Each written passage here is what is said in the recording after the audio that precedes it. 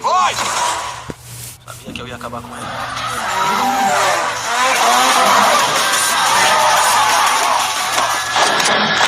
Não faria isso se fosse você. Sabe o que DK quer dizer? Doido come?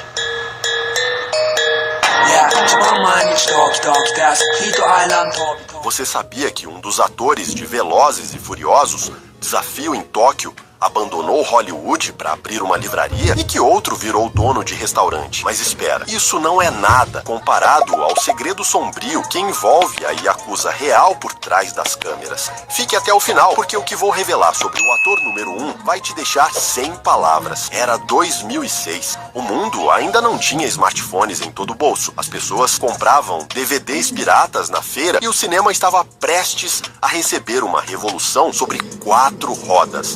Velozes e Furiosos, Desafio em Tóquio não era apenas mais um filme de carro, era uma declaração de guerra contra tudo que Hollywood conhecia sobre filmes de ação. Enquanto Vin Diesel e Paul Walker descansavam longe da franquia, um jovem desconhecido do Alabama foi jogado nas ruas neon de Tóquio para aprender a arte ancestral do drift. E adivinha, ninguém apostava nada naquele filme. Críticos destroçaram, estúdios duvidaram, mas os fãs fizeram daquele longa o filme cult, que 19 anos depois ainda é debatido, imitado e reverenciado. Hoje você vai descobrir o que aconteceu com cada ator daquele elenco, que ousou desafiar as leis da física nas curvas de Shibuya. Alguns viraram mega estrelas, outros desapareceram misteriosamente. E um deles nunca mais voltou para casa. Vamos começar pelo que ninguém te conta. Desafio em Tóquio foi considerado um fracasso na época do lançamento. Sim, você leu certo. A bilheteria foi morna, a crítica massacrou e a Universal quase matou a franquia ali mesmo. Mas sabe o que salvou esse filme? O boca a boca. A cultura underground, os verdadeiros apaixonados por carros que entenderam que aquilo não era só cinema, era arte motorizada. E no centro dessa revolução estava um elenco completamente subestimado. Atores que hoje têm histórias de vida que parecem roteiros de Hollywood, mas mais intensos que qualquer ficção. Leonardo Nam, o argentino que nasceu em Buenos Aires no dia 5 de novembro de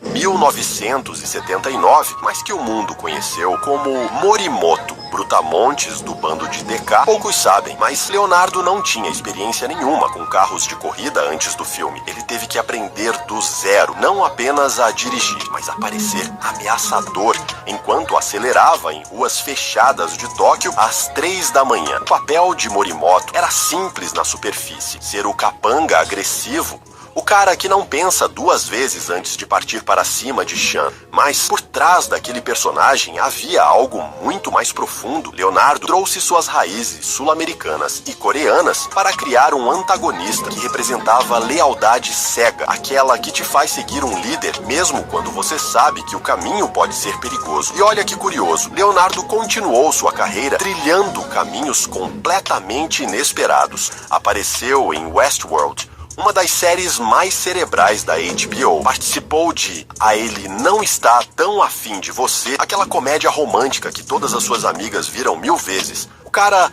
transita entre gêneros como poucos conseguem. E sabe por quê? Porque ele fala inglês e espanhol fluentemente, o que abriu portas que atores monolíngues só sonham. Hoje, aos 45 anos, Leonardo Nam prova que aquele papel de secundário agressivo foi apenas o começo de uma carreira que desafia categorizações. Mas calma, porque o próximo ator da lista tem uma história ainda mais surpreendente. Conhecido como Bow Wow no mundo do rap, mas para os fãs de Velozes e Furiosos, ele é eternamente Twink. Nascido em 9 de março de 1987 em Columbus, Ohio, Chad chegou ao set de filmagem já sendo uma estrela do hip hop. Mas tem um detalhe que quase ninguém sabe. Ele odiou a experiência de filmar em Tóquio. Isso mesmo, em entrevistas anos depois, Chad confessou que sentiu-se completamente deslocado no Japão. A barreira cultural, o idioma, a comida corrida,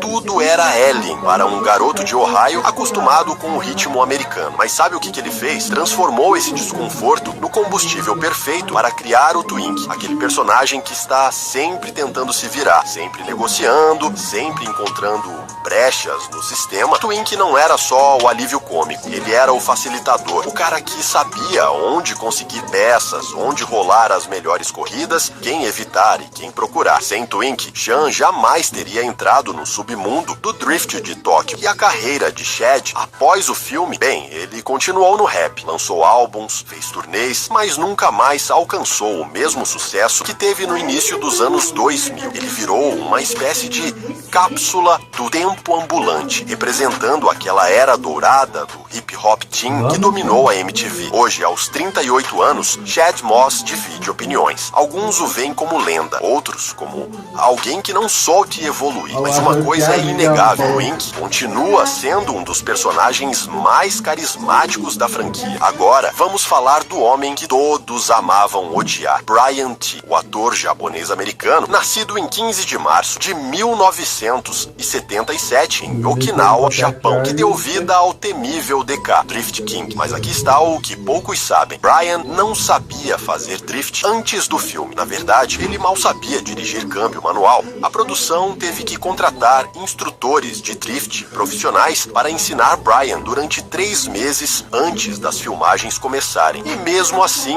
muitas das cenas de direção do DK são feitas por dublês. Mas isso não diminui em nada a performance de Brian, porque o terror que DK causava não estava nos carros, estava nos olhos. Brian trouxe uma intensidade quase sobrenatural para o papel. DK não era só um vilão de cinema, ele era a personificação da pressão cultural japonesa, da yakuza, da honra manchada, do orgulho viril. Cada cena com DK era carregada de uma tensão que fazia você segurar a respiração. E olha a reviravolta. Depois de Desafio em Tóquio, Brian T. não virou astro de ação. Ele virou médico, não na vida real, mas na TV. Ele interpretou o Dr. Ethan Choi em Chicago Med por anos, consolidando-se como um ator dramático de televisão. Participou de Jurassic World, onde foi, spoiler, brutalmente devorado. Ele produziu seus próprios projetos. Hoje, aos 48 anos, Brian prova que os vilões nem sempre terminam mal. Às vezes, eles encontram a redenção em aventais brancos de hospital. Mas o coração do filme, o verdadeiro protagonista dessa história louca, era um garoto do Alabama que ninguém conhecia. Lucas Black, nascido em 29 de novembro de 1982 em Decatur, Alabama. O homem que deu vida a Sean Boswell, o rebelde que aprendeu que às vezes você precisa ir para o outro lado do mundo para descobrir quem você realmente é. Aqui está o segredo. Lucas Black não queria fazer o filme. Ele tinha acabado de sair de Jarhead e estava focado em projetos mais sérios, dramáticos. Mas o diretor Justin Lin insistiu. Lin viu algo em Lucas que outros não viram. Autenticidade bruta.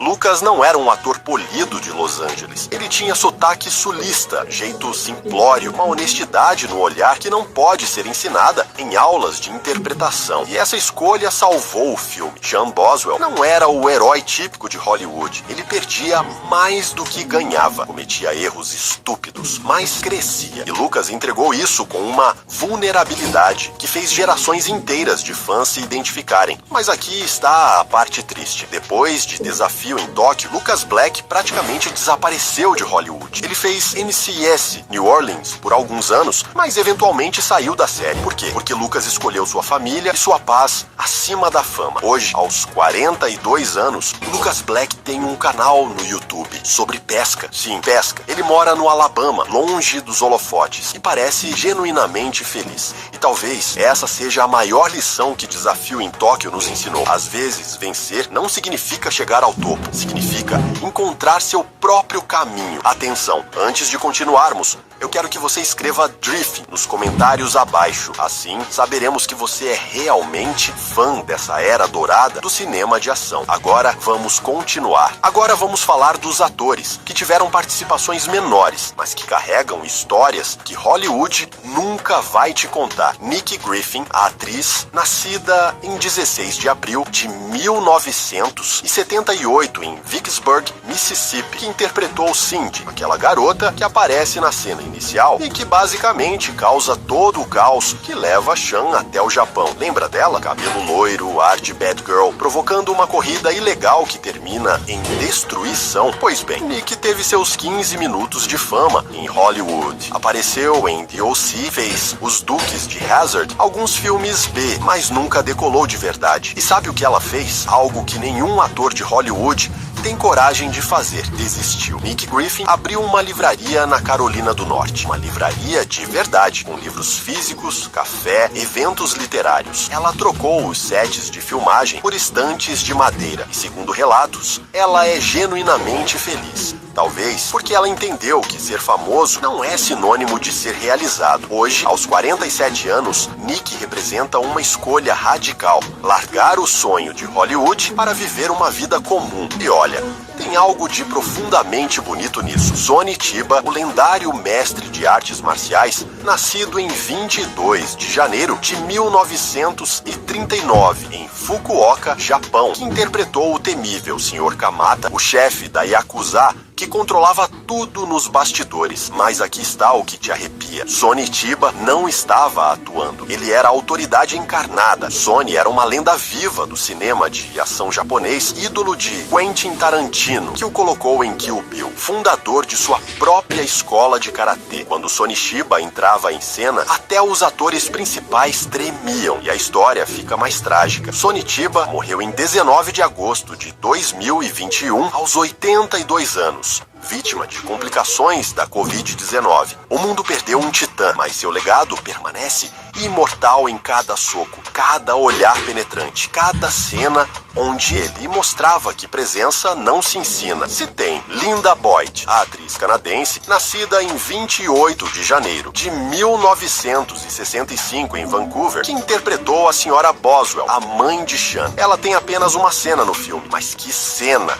O momento em que ela despede o filho para o Japão, sabendo que pode ser a última chance dele de se endireitar antes de arruinar a vida completamente. Linda Boyd nunca foi estrela. Ela é o que chamam de atriz de trabalho, alguém que aparece em dezenas de produções, sempre entregando performances sólidas, mas nunca alcançando o estrelato. E sabe de uma coisa? Isso é lindo, porque Linda representa a espinha dorsal de Hollywood. Os atores que mantêm a indústria funcionando enquanto as estrelas brilham. Hoje, aos 60 anos, Linda continua atuando, escrevendo roteiros e cantando. Uma artista completa que nunca precisou de holofotes para validar seu talento. Zachary Ty Bryan, o ator nascido em 9 de outubro de 1981 em Aurora, Colorado, eternizado como Brad Taylor em Home Improvement, Melhorando o Lar, mas que em Desafio em Tóquio interpretou Clay, o rival arrogante de Sean, na cena inicial. E aqui a história fica sombria. Zachary teve uma carreira promissora nos anos 90.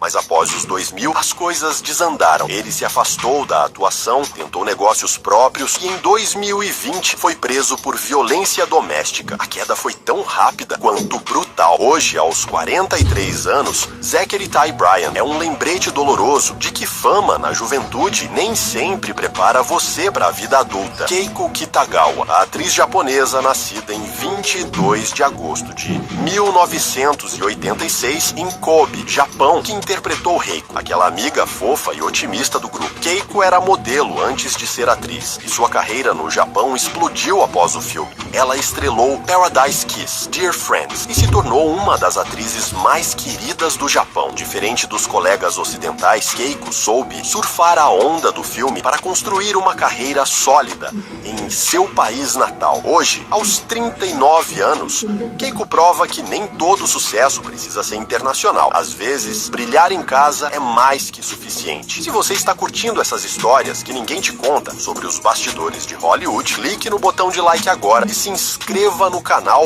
imediatamente. Assim você não perderá mais nenhum conteúdo como esse. Vamos continuar. Brian atuou em O Último Castelo, Prenda-me se for capaz, Southland e até dirigiu seus próprios filmes. Mas o mais impressionante é que ele usou sua história para ajudar outros. Palestras, entrevistas, inspirando pessoas que estão no fundo do poço a acreditarem que mudança é possível. Hoje, aos 62 anos, Brian Goodman representa a maior lição de desafio em Tóquio. Não importa quão perdido você esteja, sempre há uma curva que pode mudar tudo. E olha, já que estamos falando de filmes que mudaram vidas, não esquece, nós criamos uma lista com os 100 melhores filmes dos anos 80 totalmente grátis para você. É uma curadoria completa com clássicos que definiram gerações. Você encontra o link fixado nos comentários ou acessa diretamente em cinecultura.canalnoyoutube.com. Pega lá agora, você não vai se arrepender. Velozes e Furiosos. Desafio em Tóquio não foi apenas um filme, foi um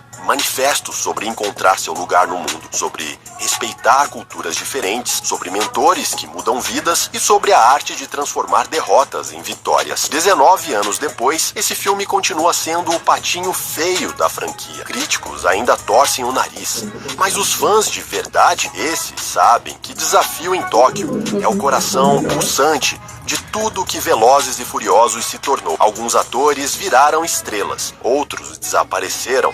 Um deles nos deixou para sempre, mas todos carregam em suas vidas um pedaço daquelas noites de neon em Tóquio, onde carros deslizavam nas curvas e sonhos nasciam no asfalto molhado. E você que assistiu esse vídeo até aqui, você faz parte dessa família também, porque nostalgia não é sobre voltar ao passado, é sobre honrar o que aqueles momentos significaram. Nos vemos na próxima curva. Continue driftando pela vida e nunca pare de acelerar seus sonhos.